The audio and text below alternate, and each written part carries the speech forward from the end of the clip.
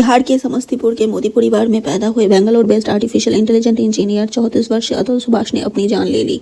जान लेने से पहले उन्होंने जो वीडियो अपलोड की थी उसका नामांकन किया था this ATM will be permanently closed. तो क्या था अतुल सुभाष की स्टोरी? क्यों अपनी फैमिली को रोता छोड़ उन्होंने लिया इतना बड़ा कदम? इंदौर में रहता हूँ, आज करने जा रहा हूँ। इसका कारण 5 लोग हैं। पहला, प्रिंसिपल फैमिली कोर्ट जज जौनपुर नीता कौशिक। दूसरा, मेरी पत्नी निकिता सिंघानिया जो कि एक्सेंचर कंपनी में काम करती है दिल्ली में। तीसरा, मेरी मदर इन लॉ निशा सिंघानिया जो कि जौनपुर में रहती हैं। चौथा, मेरा ब्रदर इन लॉ अनुराग सिंघानिया जो कि उर्फ पीयूष सिंघानिया, अनुराग उर्फ पीयूष सिंघानिया जो कि जौनपुर में रहता है। पांचवा, मेरे पत्नी के अंकल सुशील सिंघानिया जो कि जौनपुर में रहते हैं। 31 अक्टूबर 2024 रात के 11:44 उन्होंने गूगल ड्राइव पर एक फोल्डर बनाया जिसमें 3 फोल्डर, 9 डॉक्यूमेंट्स और 12 फोटोज थे, जिसमें से वो फोल्डर्स गायब थी, जिसमें उन्होंने गुनहगारों के काले चिट्ठे खोले थे। उसमें से बेंगलोर पर एक मिस्ट्री बॉक्स रखे गए हैं अपने भाई के। अतुल सुभाष एजुकेशन कंप्लीट करने के बाद आर्टिफिशियल इंटेलिजेंस में महारत हासिल की थी। As an AI engineer Bangalore में डेप्यूटी जनरल मैनेजर की पोस्ट पर थे। 29 साल की उम्र में शादी.com से उनकी मुलाकात निकिता सिंघानिया से हुई थी जो यूपी के जौनपुर से थी और उसने कंप्यूटर साइंस पर बीटेक एंड फाइनेंस से एमबीए। मुलाकात के दौरान अतुल को लगा कि निकिता कम बोलती है, जो उसके लगा कि निकिता बहुत समझदार और सुलझी हुई लड़की है। पर फिर उसे पता चला कि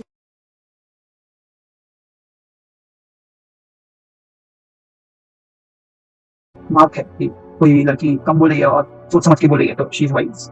बस अच्छा ये है कि जो मेरी पत्नी ने मुझे खुद बताया कि उनकी भाभियां, माँ इत्यादि लोगों ने इसे समझाया कि शादी के पहले कम बात करो, नहीं तो शादी टूटने के चांसेस होते हैं। अब मुझे समझ में आता है कि ऐसा क्यों बोलते हैं, क्योंकि अगर लड़की ज्यादा बोलेगी तो सच पता चल जाएगा शादी के पहले। फिर उसे पता चला कि निकिता बस कस्टमर केयर में जॉब करती है।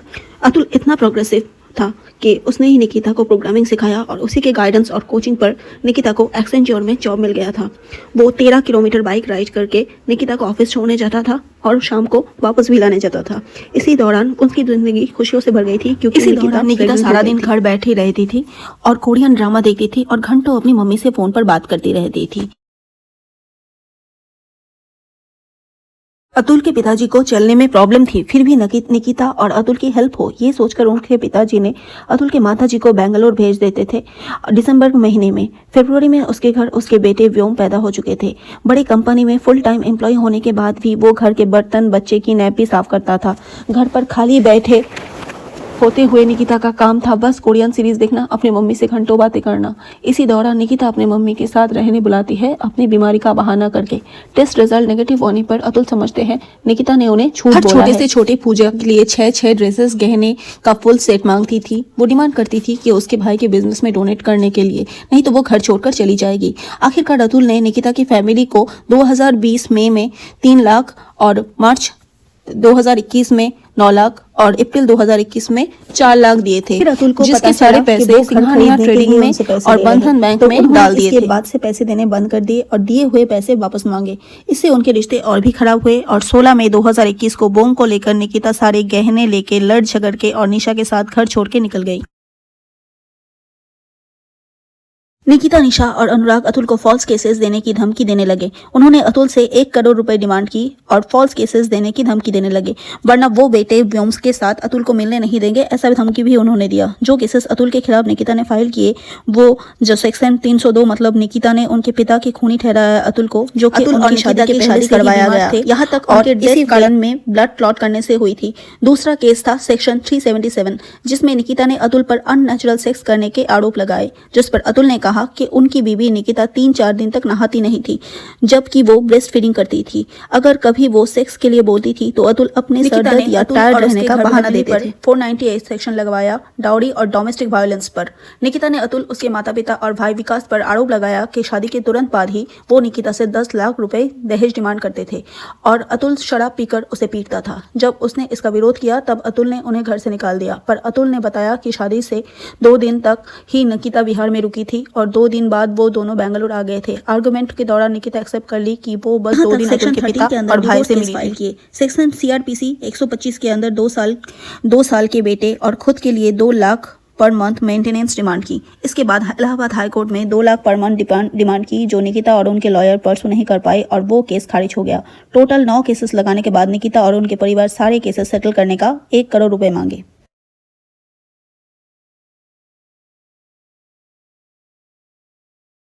अब और वाराणसी से जौनपुर तकरीबन 55 किलोमीटर उसे ट्रेन से जाना पड़ता। अतुल को 23 डेज की लीव मिलती थी 1 साल में, पर अतुल को 40 बार से भी ज्यादा बेंगलोर जौनपुर करना पड़ा। जौनपुर कोर्ट के पेशकार माधव डेट्स सैटरडे या फिर 2 डेट्स में गैप रहे, इसके लिए 50 से 1000 तक रिश्वत मांगता था और अतुल जैसे व्हाइट कॉलर जॉब होल्डर से उसके 500 रुपए चार्ज करता था। 3 साल तक अतुल अपने बेटे से नहीं मिला था। वो जब अपने बेटे को वीडियो कॉल पर लागने की बात करता था, निकिता उसे धुतकार देती थी।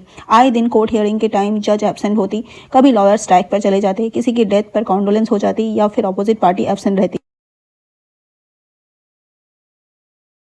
तो नेक्स्ट डेट ले लेती थी। 21 मार्च 2024 सीआरपीसी 125 केस के दौरान अतुल जब कोर्ट पहुंचते हैं, तब माधव उन्हें जज रीता कौशिक के केबिन पर बुलाते हैं, जहां उसकी वाइफ निकिता पहले से मौजूद थी। केस सेटलमेंट की बात करते थे दोनों पर। अतुल कहते हैं कि निकिता पहले 1 करोड़ डिमांड कर रही थी और अब 3 करोड़ डिमांड कर रही है। तो जज बोली तो 3 करोड़ होंगे तभी तो मांग रही है। तो अतुल बोले कि आप पिटीशन देखिए, निकिता मेरे और मेरे घर वालों पर ना ही फॉल्स केसेस डाल रही है, मेरे से मिलने भी नहीं दे रही है मेरे बच्चे को। रीता कौशिक बोलती है तो क्या हो गया, झूठे केस कर रही है तो वो तुम्हारी वाइफ है। फिर अतुल कहते हैं आप एनसीआरबी का डेटा चेक कीजिए, कितने लोग फॉल्स केसेस के चलते अपना जान ले लेते हैं। ये सुन के निकिता कहती है कि तुम अपनी जान क्यों नहीं दे देते।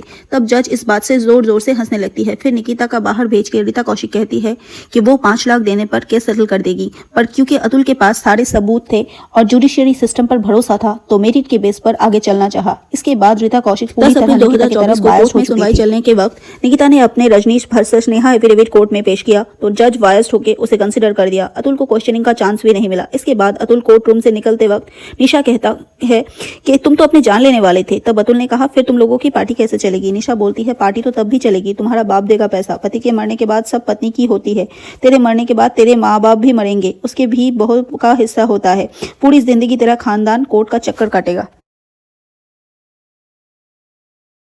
इन सब के चलते 8 दिसंबर 2024 अतुल सुभाष ने अपनी जान ले ली। जान लेने से पहले 90 मिनट का वीडियो बनाया और 24 पेजेस का लेटर लिखा, जिसके सारे एविडेंसेस अटैच्ड के सारे लोग जज रीता कौशिक, निकिता सिंघानिया, निशा सिंघानिया, अनुराग सिंघानिया ये कदम उठाने वाले थे। और उसने रात के 1 बजे अपना भाई को ये वीडियो मेल किया और अपना नोट एनजीओ को व्हाट्सएप किया। 9 तारीख पुलिस को उसके घर उसकी लाश मिली, जिसके चेस्ट पर व्हाइट A4 साइज पेपर में लिखा था जस्टिस। पुलिस ने तीनों को अरेस्ट किया है, पर रीता कौशिक छुट्टी पर है। उसकी 22 पन्नों पर जो विशेष है वो चाहता है कि वो उसके बेटे व्योम को उसके पेरेंट्स की कस्टडी दे दी जाए। उसका भाई उसके बेटे को अच्छे से देखेगा और वो इतना हेल्पलेस फील कर रहा था कि अपने मम्मी पापा से कहा अगर वो इस कोर्ट के चक्कर ना लगा पाए तो कोर्ट में इच्छा मृत्यु मांग ले। अतुल को इसी बात का डर है कि अतुल के मरने के बाद निकिता, निशा और अनुराग खुलना छूट ना जाए। अगर उसे उनका जस्टिस नहीं मिला तो उसकी अस्थियां विसर्जित ना किया जाए, जौनपुर कोर्ट के बाहर गटर में उसे बहा दिया जाए, ताकि उसे पता चले कि हमारा जस्टिस और लॉ फेल हो चुका है। तो अतुल सुभाष जुडिशियरी सिस्टम से इतने उब चुके थे, अपना जान देना उन्हें आसान लगा। अपने पैसों से दुश्मन को बलवान करने से ज्यादा अपने बेटे से कहना कि तुम जैसे 100 बेटे मैं अपने पिता के लिए बलिदान दे सकता हूँ और तुम्हारे लिए मेरे जैसे हजारों का।